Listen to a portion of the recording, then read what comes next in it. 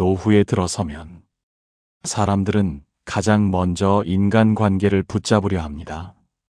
자식이 있어야 안심이고, 남편이 곁에 있어야 든든하고, 친구가 많아야 외롭지 않다고 생각합니다.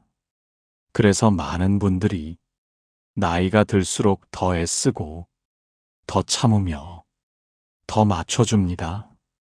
하지만 아이러니하게도 그럴수록 마음은 더 허해지고 관계는 더 버거워집니다.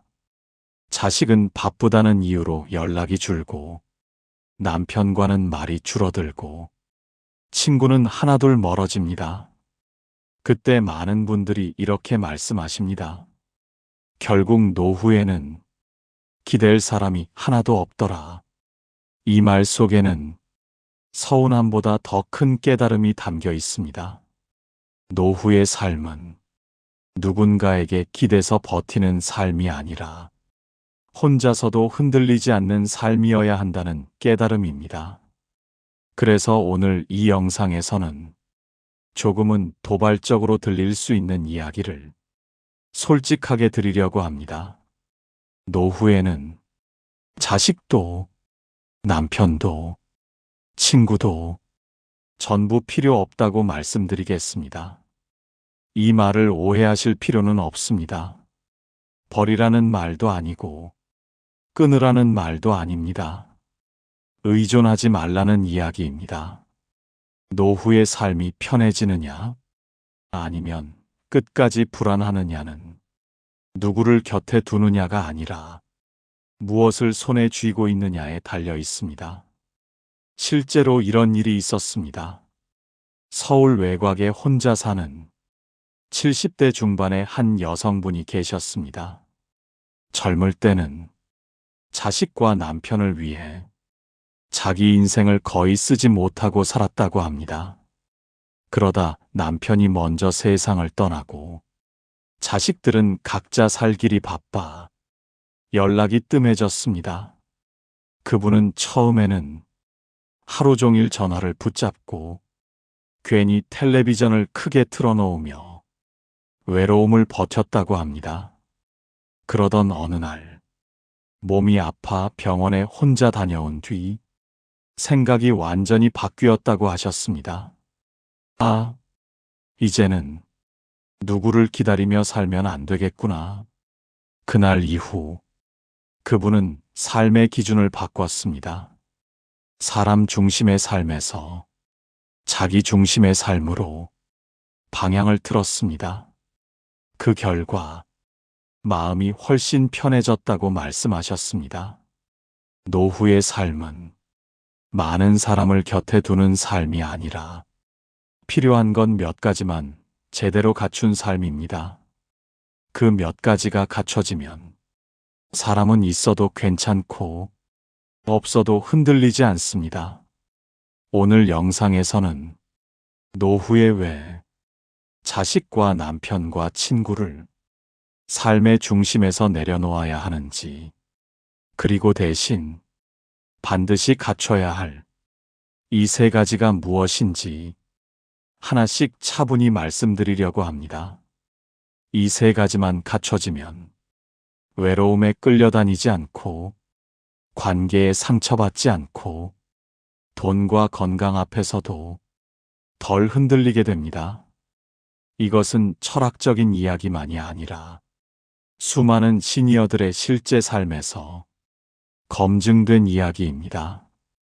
이제부터 첫 번째 이야기로 왜 노후에는 사람보다 먼저 이것이 필요해지는지에 대해 말씀드리겠습니다.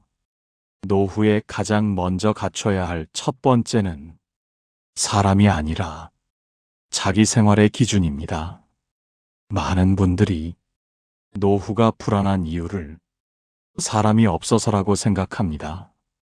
하지만 실제로는 사람이 없어서가 아니라 자기 생활의 기준이 없어서 마음이 흔들리는 경우가 훨씬 많습니다. 자식이 전화하지 않으면 하루의 리듬이 깨지고 남편이 무심하면 기분이 하루 종일 가라앉고 친구가 바쁘다고 하면 괜히 서운해지는 삶은 사람이 부족한 삶이 아니라 자기 기준이 없는 삶입니다.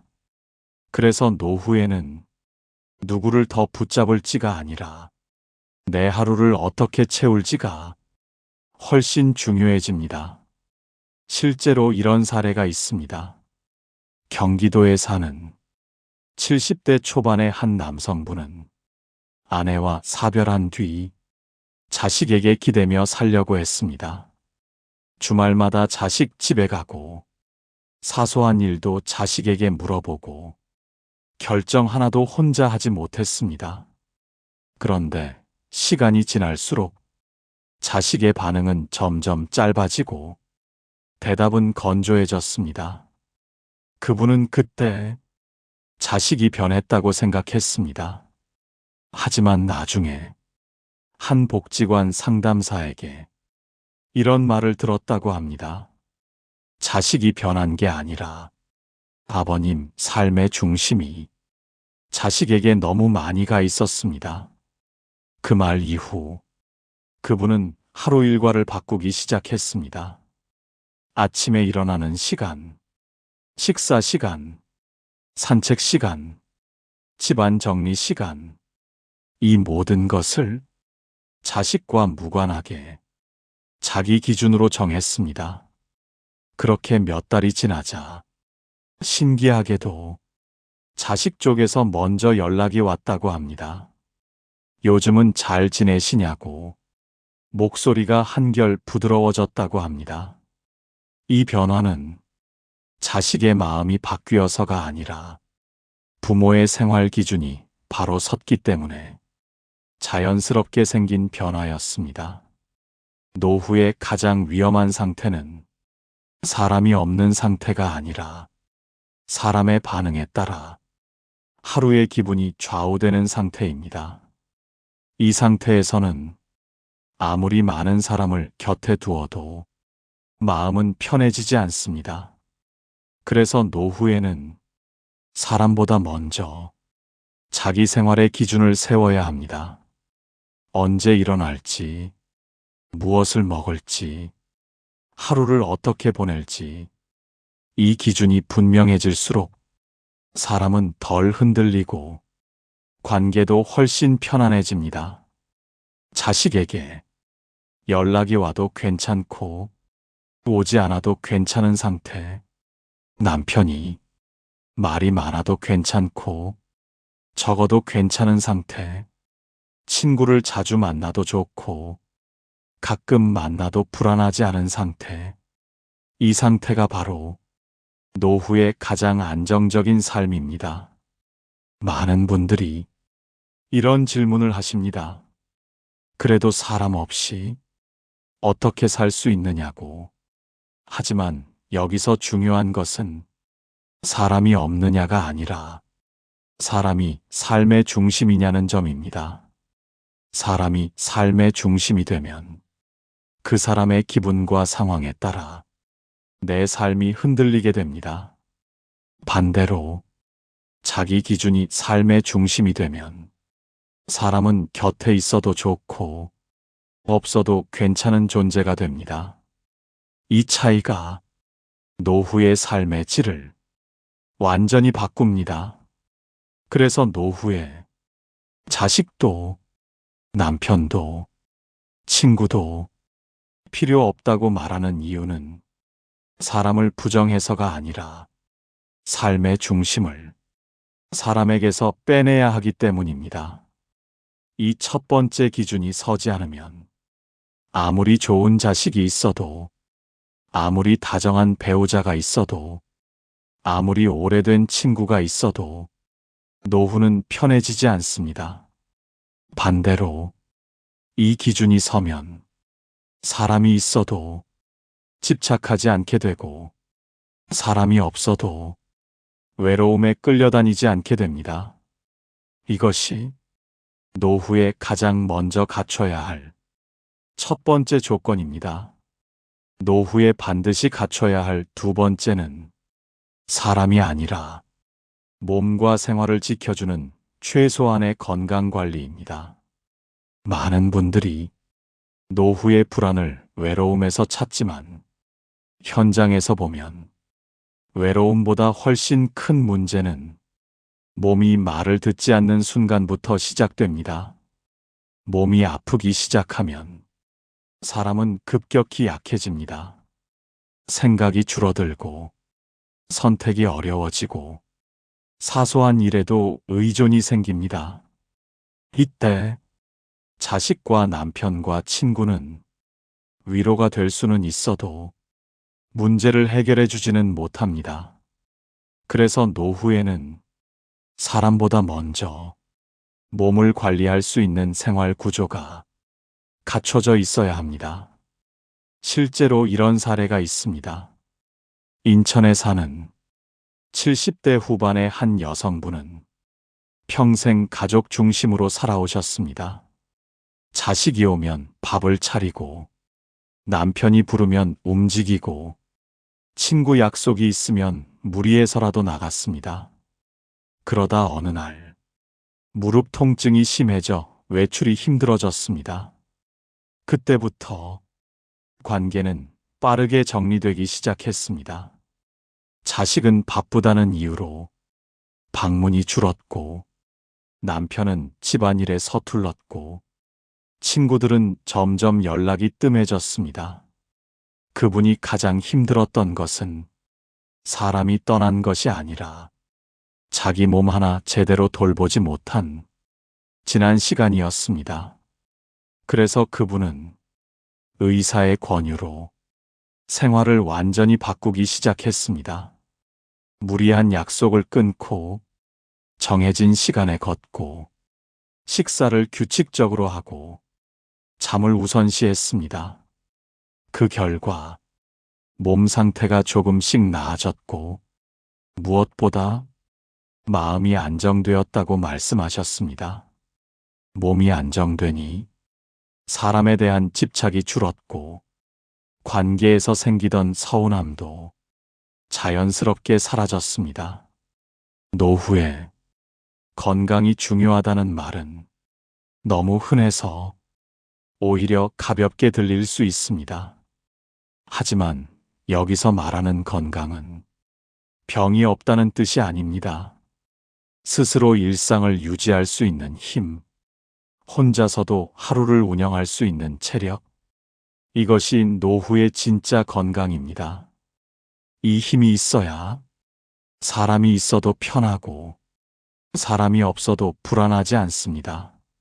몸이 약해지면 사람은 자연스럽게 의존할 대상을 찾게 됩니다. 그 대상이 자식이 되고 남편이 되고 친구가 됩니다. 하지만 그 의존은 관계를 무겁게 만들고 결국 더 큰 거리감을 낳습니다. 그래서 노후에는 사람보다 먼저 몸을 지키는 선택이 필요합니다. 무리한 모임을 줄이고 의무감으로 나가던 약속을 끊고 몸이 피곤하다는 신호를 무시하지 않는 태도가 중요합니다. 이것은 이기적인 선택이 아니라 남은 삶을 지키는 선택입니다. 몸을 지키는 사람은 관계에서도 당당해집니다. 아프지 않기 때문에 부탁이 줄고 도움에 기대지 않게 됩니다. 그 결과 자식도 남편도 친구도 부모와 배우자를 하나의 독립된 사람으로 대하기 시작합니다. 이것이 바로 노후의 건강이 관계를 지켜주는 이유입니다. 또 한 가지 중요한 점은 건강 관리는 돈보다 습관이라는 사실입니다. 비싼 치료보다 규칙적인 생활이 더 중요하고 큰 결심보다 작은 반복이 더 효과적입니다. 정해진 시간에 일어나고 정해진 시간에 움직이고 정해진 시간에 쉬는 것, 이 단순한 구조가 노후의 삶을 놀라울 만큼 안정시켜줍니다. 그래서 노후에는 사람에게 매달리는 시간보다 자기 몸을 돌보는 시간이 훨씬 값집니다. 이 두 번째 조건이 갖춰지면 사람은 관계에서 덜 흔들리고 외로움에도 덜 휘둘립니다. 노후에 반드시 갖춰야 할 마지막 세 번째는 사람이 아니라 돈의 크기가 아닌 생활을 지켜주는 최소한의 재정 구조입니다. 많은 분들이 노후의 불안을 이야기할 때 가장 먼저 돈을 떠올립니다.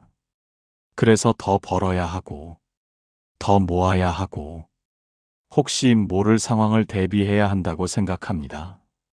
하지만 실제 현장에서 보면 노후를 가장 힘들게 만드는 것은 돈이 적어서가 아니라 돈의 흐름이 정리되어 있지 않아서입니다. 수입과 지출이 불분명하고 어디까지 써도 되는지 모르고 누가 언제 도와줄지 모르는 상태에서는 사람은 계속 불안해질 수밖에 없습니다. 이 불안은 자식에게 기대게 만들고 남편에게 의존하게 만들고 친구에게 자꾸 비교하게 만듭니다. 그래서 노후에는 사람보다 먼저 돈에 대한 기준이 필요합니다. 얼마가 있느냐보다 어떻게 쓰느냐, 어디까지가 내 몫이냐, 이 기준이 분명해야 합니다. 실제로 이런 사례가 있습니다. 대전에 사는 70대 중반의 한 부부는 자식이 셋이 있었지만 노후가 늘 불안했습니다. 자식이 필요하면 도와줘야 할 것 같았고 혹시나 나중에 돌려받을 수 있을 거라는 막연한 기대도 있었습니다. 그런데 그 기대는 시간이 갈수록 부부를 더 초조하게 만들었습니다. 그러다 한 날 아내가 병원비 문제로 자식에게 부탁을 했고 그 과정에서 큰 마음의 상처를 받았습니다. 그날 이후 부부는 결심했다고 합니다. 자식과 돈을 분리하자. 연금과 생활비를 다시 계산하고 지출을 단순화하고 도와줄 수 있는 범위를 미리 정했습니다. 그 이후 자식과의 관계는 오히려 훨씬 편해졌다고 합니다. 돈 이야기가 줄어들자 서운함도 줄어들고 대화는 가벼워졌습니다. 이 사례에서 중요한 점은 돈을 끊었다는 것이 아니라 돈의 경계를 세웠다는 점입니다. 노후에 재정 경계가 없으면 관계는 반드시 무너집니다. 도와주는 쪽은 불안해지고 받는 쪽은 당연해집니다. 그래서 노후에는 자식과 돈을 섞지 않는 구조가 무엇보다 중요합니다. 이것은 냉정함이 아니라 관계를 오래 유지하기 위한 선택입니다. 또 하나 중요한 점은 노후의 재정은 크게 불릴 필요가 없다는 사실입니다. 오히려 안정적으로 유지하는 것이 훨씬 중요합니다. 큰 수익을 기대하다가 한번 흔들리면 그 충격은 젊을 때와 비교할 수 없을 정도로 큽니다. 그래서 노후에는 확실한 것만 남기고 불확실한 것은 줄이는 방향이 가장 안전합니다. 연금, 고정 수입, 필수 지출, 이 세 가지만 정리되어 있어도 사람은 훨씬 담담해집니다. 담담해지면 사람에게 매달리지 않게 되고 관계에서 상처를 덜 받게 됩니다. 노후에 돈이 주는 힘은 자랑할 수 있는 여유가 아니라 부탁하지 않아도 되는 자유입니다. 이 자유가 있어야 자식에게도 남편에게도 친구에게도 당당할 수 있습니다. 그리고 당당함이 생길 때 관계는 자연스럽게 정돈됩니다. 이제 지금까지의 이야기를 한번 정리해 보겠습니다. 노후에 자식과 남편과 친구가 필요 없다는 말은 사람을 버리라는 말이 아닙니다. 삶의 중심에서 사람을 내려놓으라는 말입니다. 그 대신 세 가지를 꼭 갖추라는 이야기입니다. 첫 번째는 자기 생활의 기준입니다. 하루를 스스로 운영할 수 있는 기준이 있어야 사람의 반응에 흔들리지 않습니다. 두 번째는 몸을 지키는 최소한의 건강 관리입니다. 혼자서 일상을 유지할 수 있는 힘이 있어야 관계에서도 당당해집니다. 세 번째는 돈의 크기가 아니라 재정의 경계입니다. 부탁하지 않아도 되는 구조가 있어야 관계가 가벼워집니다. 이 세 가지가 갖춰지면 사람은 있어도 좋고 없어도 불안하지 않은 상태가 됩니다. 이 상태가 바로 노후에 말하는 만사형통의 상태입니다. 지금까지 이야기를 들으시면서 마음 한편이 조금 서늘해지셨을 수도 있습니다. 노후에는 자식도 남편도 친구도 필요 없다는 말이 너무 차갑게 느껴졌을지도 모릅니다. 하지만 이 말의 진짜 뜻은 혼자 살라는 이야기가 아닙니다. 기대며 살지 말라는 이야기입니다. 노후의 삶이 힘들어지는 이유는 사람이 없어서가 아니라 사람에게 기대서 살려고 하기 때문입니다. 기대는 처음에는 위로가 되지만 시간이 지날수록 불안으로 바뀝니다. 연락을 기다리게 되고 말 한마디에 상처받게 되고 관계의 온도에 따라 하루의 기분이 달라집니다. 이런 삶은 나이가 들수록 점점 더 버거워집니다. 그래서 노후에는 사람을 삶의 중심에 두는 대신 자기 삶을 중심에 두어야 합니다. 오늘 말씀드린 세 가지는 이 중심을 세워주는 기둥입니다. 자기 생활의 기준, 몸을 지키는 건강, 그리고 부탁하지 않아도 되는 재정 구조. 이 세 가지가 갖춰지면 사람은 놀랍도록 편안해집니다. 자식이 찾아오면 반갑게 맞이할 수 있고 오지 않아도 마음이 무너지지 않습니다.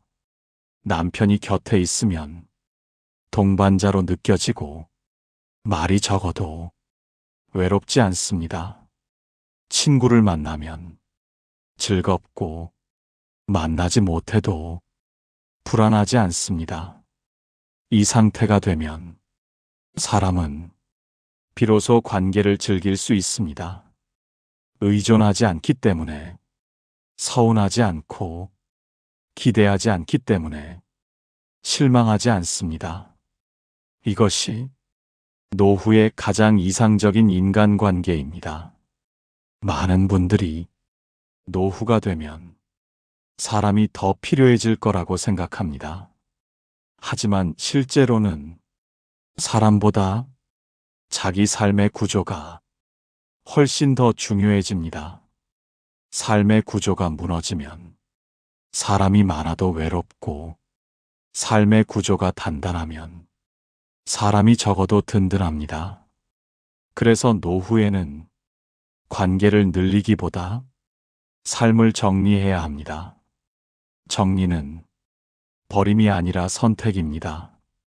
무엇을 남기고 무엇을 내려놓을지 스스로 결정하는 과정입니다. 이 선택을 남이 대신해 주지 않습니다.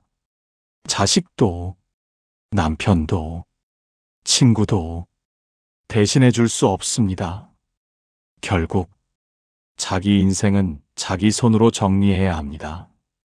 그 정리가 끝났을 때 사람은 처음으로 진짜 자유를 느끼게 됩니다. 누구 눈치도 보지 않고, 누구 반응에도 흔들리지 않고, 자기 하루를 자기 리듬대로 살아가는 자유입니다. 이 자유는 돈이 많다고 생기지 않고 사람이 많다고 생기지 않습니다. 자기 기준이 있을 때 비로소 생깁니다. 그리고 이 자유가 생기면 아이러니하게도 사람들은 다시 다가옵니다. 부모가 편안해지면 자식은 안심하고, 배우자가 단단해지면 상대는 존중하게 되고, 친구가 중심을 잡으면 관계는 오래 갑니다.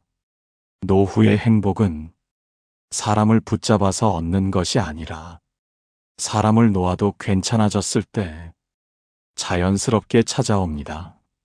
오늘 이 이야기가 지금까지 관계 속에서 애써 오신 분들께 조금은 위로가 되었으면 합니다.